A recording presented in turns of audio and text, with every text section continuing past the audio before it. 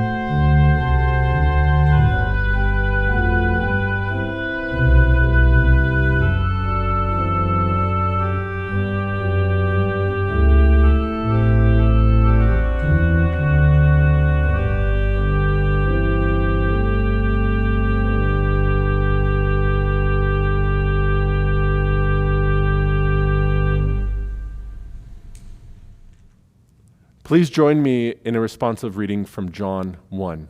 I will read the first part, and you can read the second part from home. God is light, in whom there is no darkness at all. And this is his judgment, that the light has come into the world.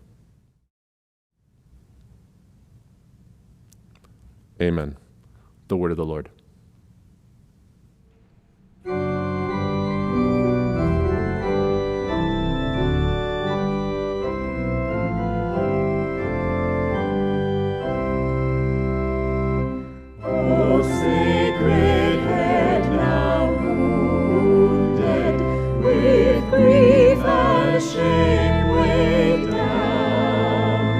Now scornfully surround.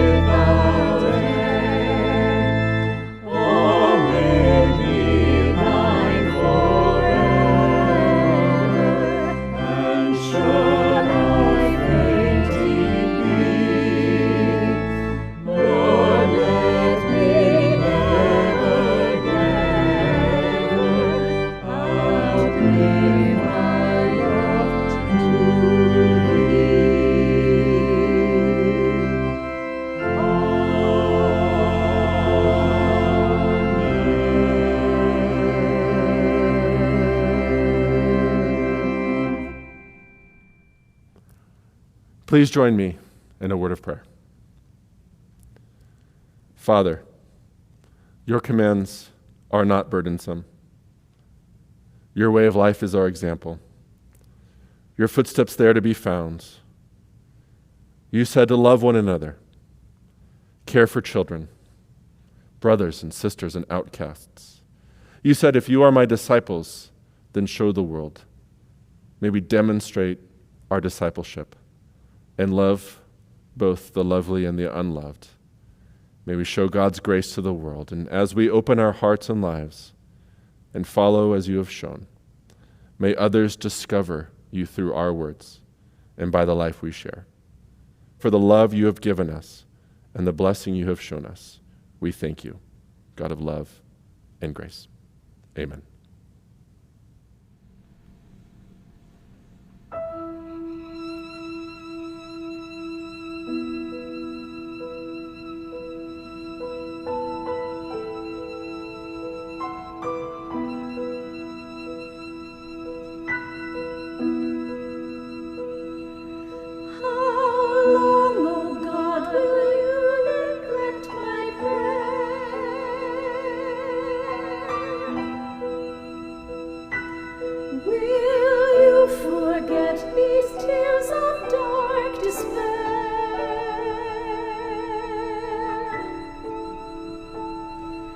Yet not my will, but yours alone be done.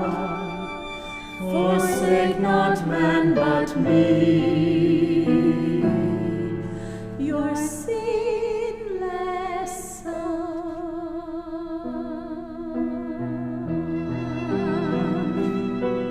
I, Christ the Son, obey your great command, enduring punishment for sinful man.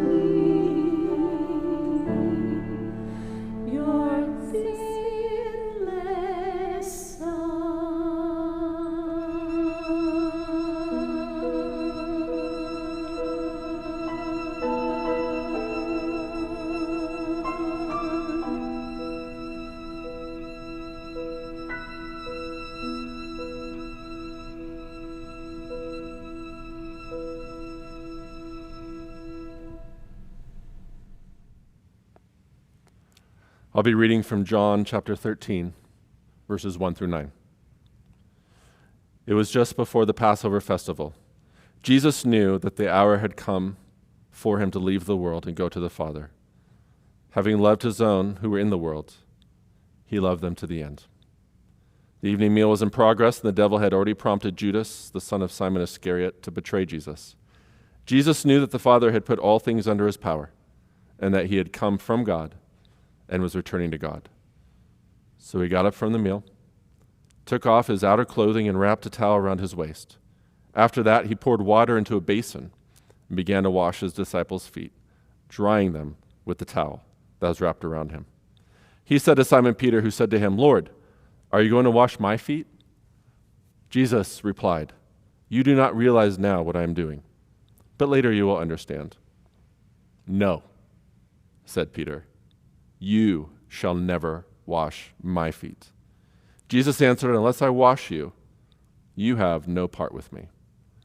"Then, Lord," Simon Peter replied, "not just my feet, but my hands and my head as well." I want you to imagine Jesus washing your feet. Where you are, wherever you're sitting, imagine right now Jesus taking off your shoes, rolling up your pant leg, and slowly and thoroughly washing your feet. And all you're to do is just sit there and receive it. Think about that for a moment. What would that experience be like? What words would you put to describe the experience of Jesus, God incarnate, the creator of all things, stooping down, taking the form of a humble servant, and washing your feet? What words would you use to describe that experience? Awkward, uncomfortable. Peter feels that. He sees Jesus going down the line and watching each of the disciples' feet, and he knows his turn is coming up. And as he watches Jesus go from person to person, this resolve in him to say, this isn't right. This isn't what Jesus ought to be doing right now. I will not allow him to wash my feet. I would rather my feet remain dirty than for my rabbi, for Jesus, for the Messiah, for the Son of God to wash my feet. So when it comes to Peter's turn, he says, "No. No, Jesus, I do not want you to wash my feet. I don't want you to take on the form of a lowly servant for me. If anything, the roles ought to be reversed. I ought to be washing your feet. I ought to be serving you. You've done so much already. You're worthy of so much honor. I cannot allow you to wash my feet. I don't deserve this treatment." That's how power works, right? Jesus is in a higher authority than Peter. Therefore, as someone that's under Jesus' power and authority, it is Peter that ought to be washing Jesus' feet, not the other way around. But Jesus tells Peter, no, this is how power works in my kingdom. John tells us in his recording of this account that all power and all authority has been given to Jesus. Therefore, he took off his outer garment, got some warm, clean water, and began washing his disciples' feet. Power to us means we pay people to do stuff like that. We buy machines that wash our feet.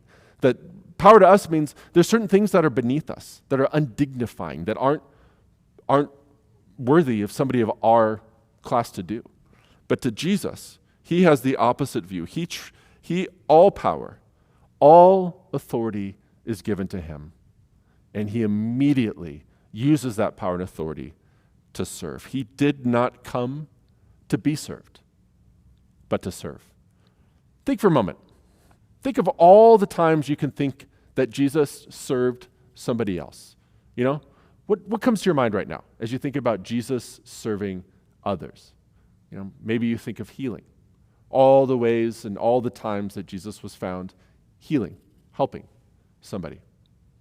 Or maybe you think of Jesus touching a leper, lepers who hadn't been touched by a healthy person in years. And here Jesus is reaching out, touching, not only just healing of the leprosy, but healing of all the ways in which that social isolation had damaged them and touching them and bringing healing to them. Maybe you think of The late night conversations, the times when Jesus stayed up late talking to Nicodemus.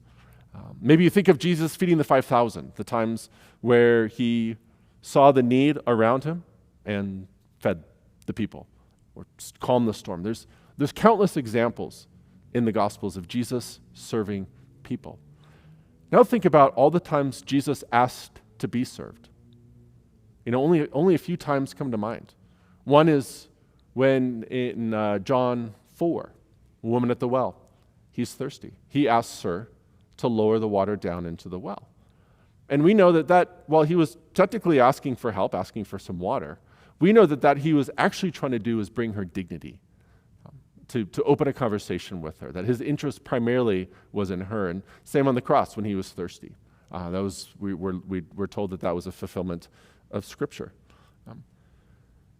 Jesus came to serve, not to be served. And there's just two things I want to comment on before we head to the table, before we have communion together. The first is that all power and all authority were given to Jesus. And every record we have is of Jesus using his power and his authority to serve people. We are to do the same. We are to follow his example, but more than that, more than as a living example for us to follow, there's a deeper meaning to how he uses his power and authority. He came to serve us on the cross. That when Jesus is talking to Peter about the necessity of washing his feet, and unless you allow me to serve you in this way, you have no part of my kingdom. What he's saying is my sacrifice on the cross. You must receive from me what only I can give you, and that the only way I can give that to you is through the cross. He came to serve us by both how he lived and how he died. Nothing had power over him, including even death, but still he used that power and authority to become a servant, even unto death. Jesus used his power and authority to serve. Second point I want to make is this: we must allow Jesus to wash our feet. Just as Peter says, Jesus, this isn't how it works. You don't serve me, you don't wash my feet, that is beneath you. And Jesus says to Peter, you must. You have to allow me to do this. We must allow Jesus to wash our feet. We must remain passive, contributing nothing to our salvation, simply receiving from him. Moses, when he met the living God, he was first told to take off his sandals, for the ground that he was walking on is holy. But now our feet have been made clean. That those feet that Jesus washed are the feet that can now stand in the very presence of the living God, because Jesus has made a way back to God for us. We are clean, we are loved, because Jesus has served us and Jesus has washed us clean. It is not about us serving God. Is it about us learning to allow him to serve us? As John said in 1 John 4, this is love, not that we love God, but that he loved us and sent us his son. He said, unless I wash you, you will have no part of me. Which is why we're here this Maundy Thursday. This is what we are remembering. We can no more clean and prepare ourselves for the living God than we can raise Jesus from the dead. If you feel unworthy of standing before God tonight, as we look at the cross, consider the sin that put him there, and as we look at the cross and think, I don't deserve, I'm not worthy of you dying for me. That is the beginning, when we learn that we are unworthy, but that Jesus washes us and makes us worthy.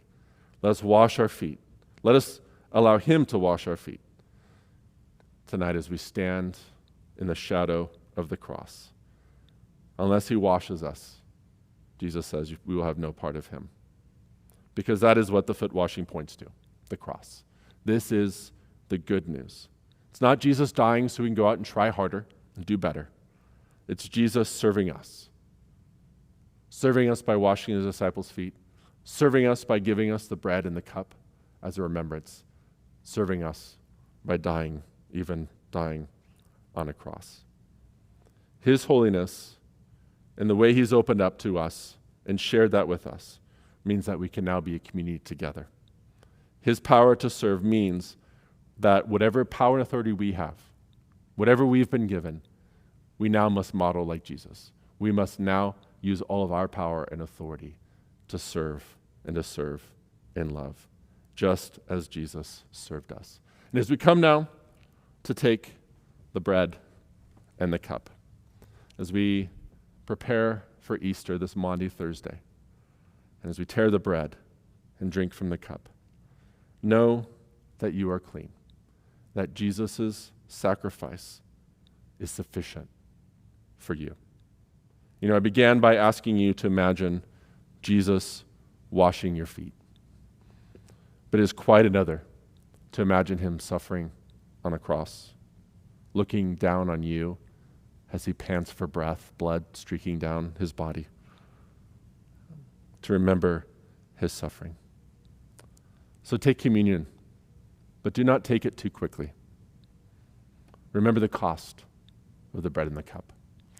Remember the cost that Jesus paid. But as you do, take the cup which we are commanded to take in remembrance of him. And as we take the bread and break it, a remembrance of his body broken for us. And as we sit in the darkness of the shadow of the cross, remember that it was for the joy set before him, that Jesus lived, died on the cross, that he might be resurrected, ascend to the right hand of the Father, and prepare a place for us. So as you take communion in the shadow of the cross, remember that it was love that put him there. May you allow him to serve you, that you might learn from him how to love and serve one another. Blessings, my friends.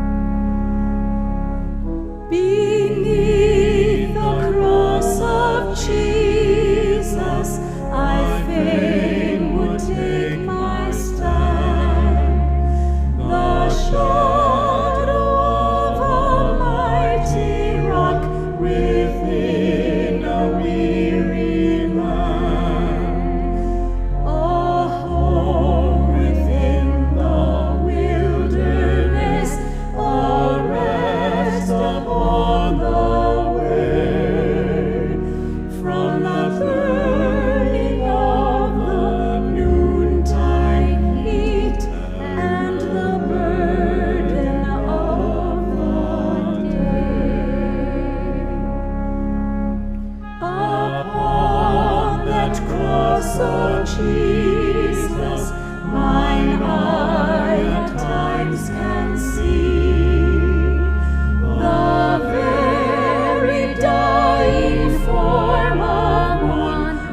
suffered there for me, and from my smitten heart with tears to wonders I confess, the wonders of redeeming love and my unworthiness.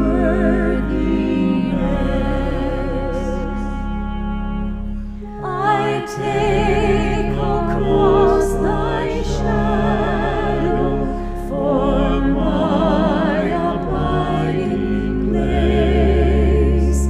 I ask no other sunshine than the sunshine of his face. Content to let the world go by, to know no gain nor loss.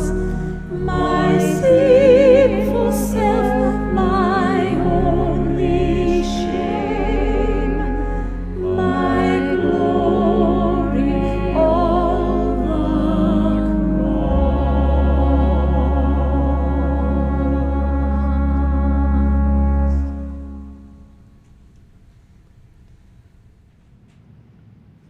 Jesus went forth with his disciples across the Kidron Valley, where there was a garden, which he and his disciples entered. Now Judas, who betrayed him, also knew the place, for Jesus often met there with his disciples. So Judas, procuring a band of soldiers and some officers from the chief priests and the Pharisees, went there with lanterns and torches and weapons. Then Jesus, knowing all that was to befall him, came forward and said to them, "Whom do you seek?" They answered him, "Jesus of Nazareth."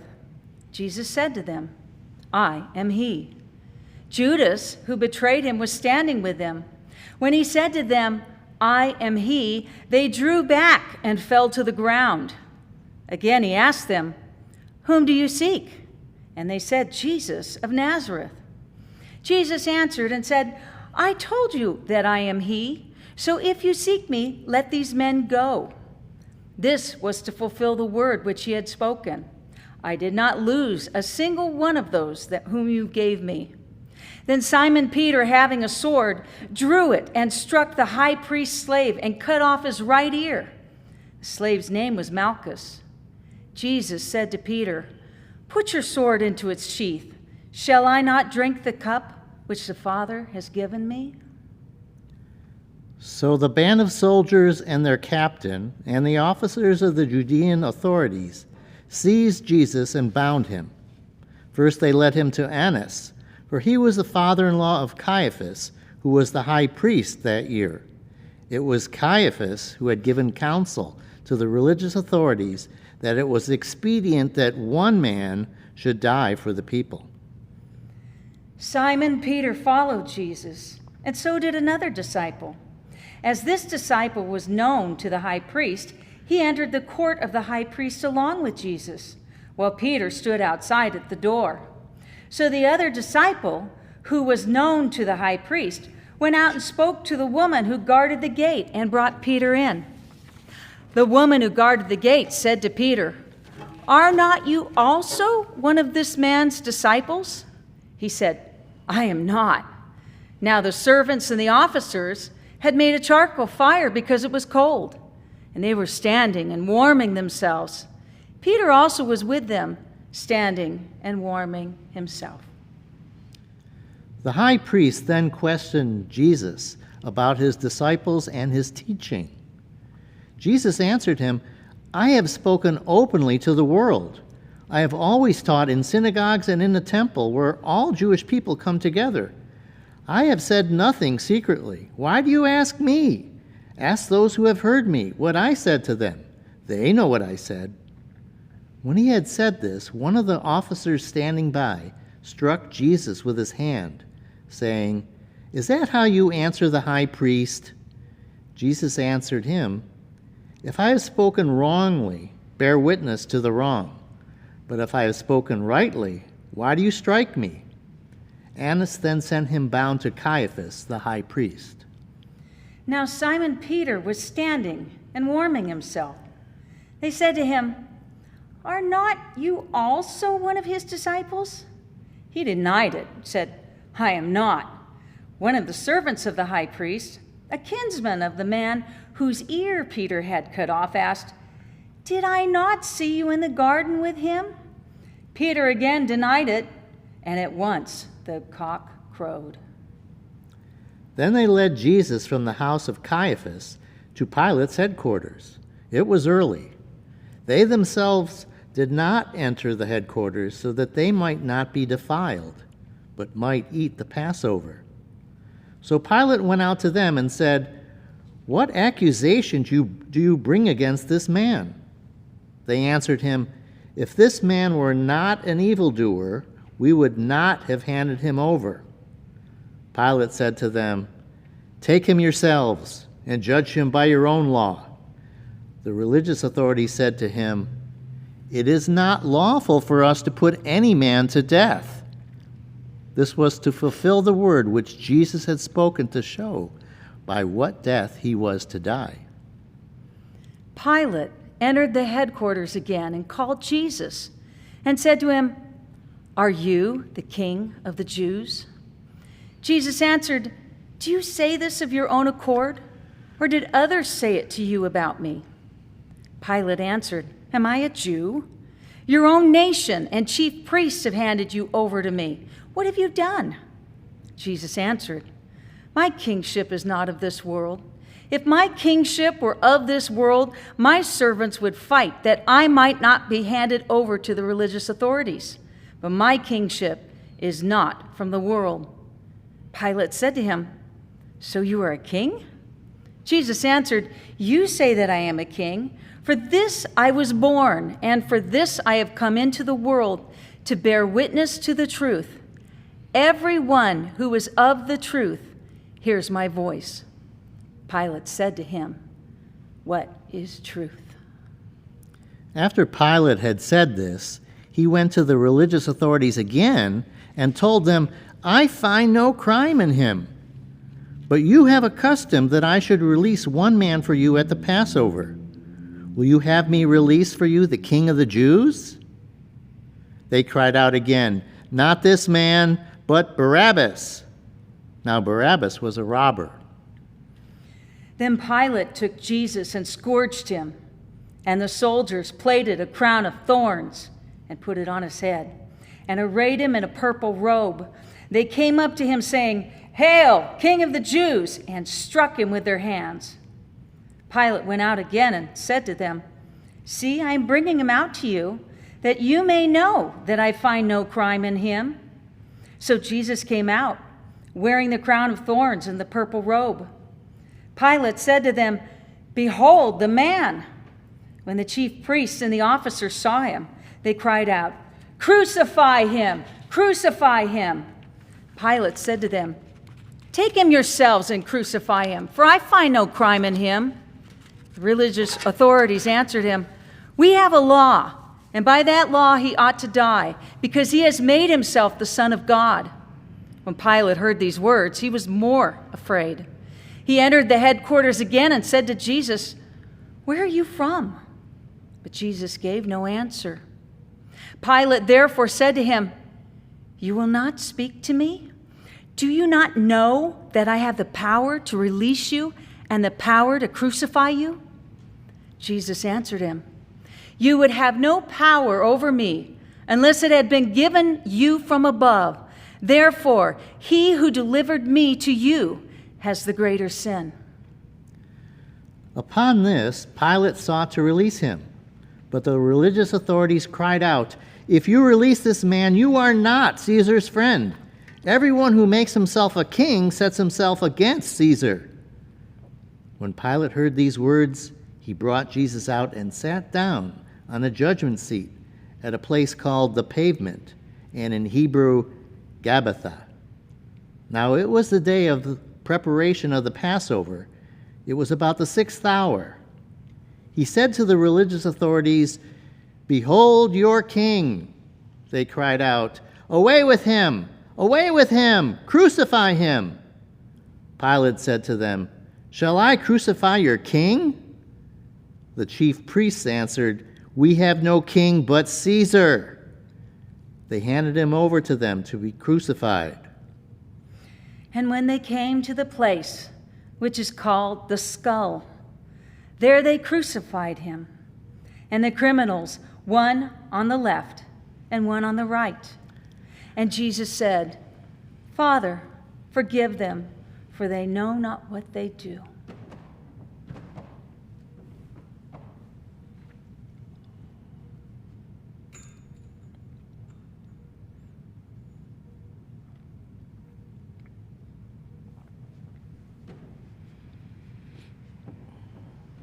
One of the criminals who was hanged railed at him, saying, "Are you not the Christ? Save yourself and us." But the other rebuked him, saying, "Do you not fear God, since you are under the same sentence of condemnation? And we indeed justly, for we are receiving the due reward for our deeds, but this man has done nothing wrong." And he said, "Jesus, remember me when you come into your kingly power." And Jesus said to him, "Truly I say to you, today you will be in paradise."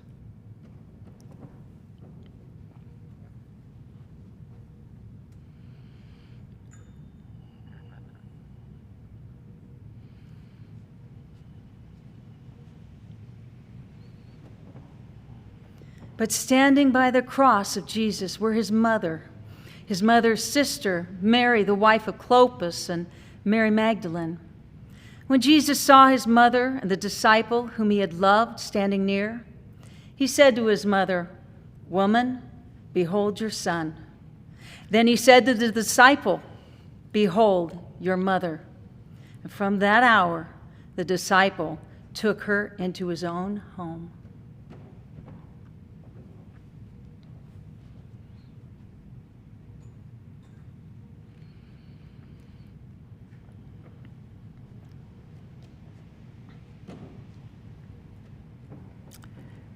And when the 6th hour had come, there was darkness over the whole earth until the 9th hour. And at the 9th hour, Jesus cried with a loud voice, my God, why hast thou forsaken me?"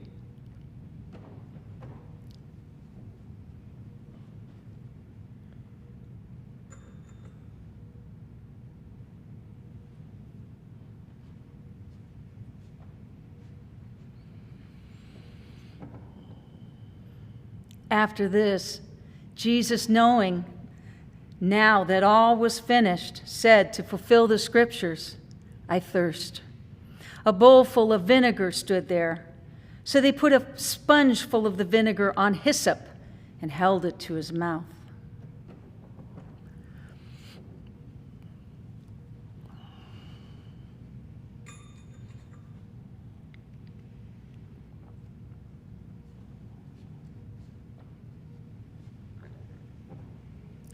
When Jesus had received vinegar, he said, "It is finished."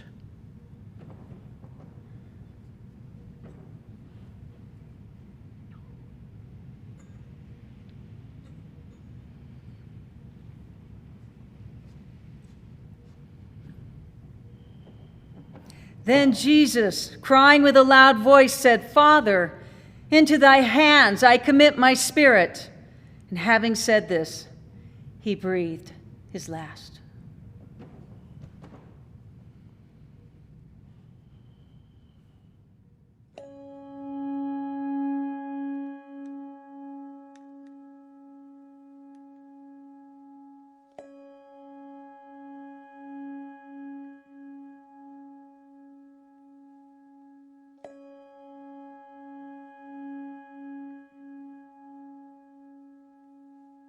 Were you there when they crucified my Lord? Were you there when they crucified crucified, my Lord.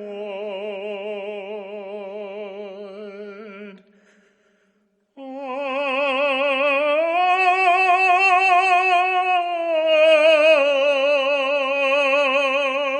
sometimes it causes me to tremble, tremble, tremble.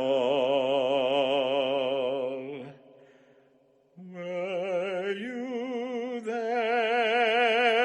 when they crucified my Lord? Were you there when they nailed him to the tree? Were you there when they nailed him to the tree? Oh,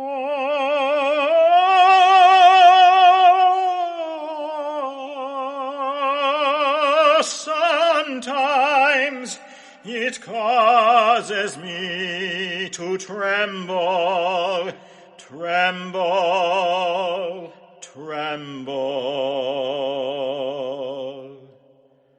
Were you there when they nailed him to the tree? Were you there when they laid him in the tomb? Were you there when they laid him in the tomb?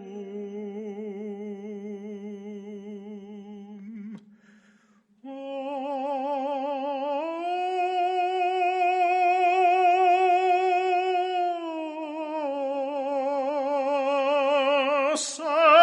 sometimes it causes me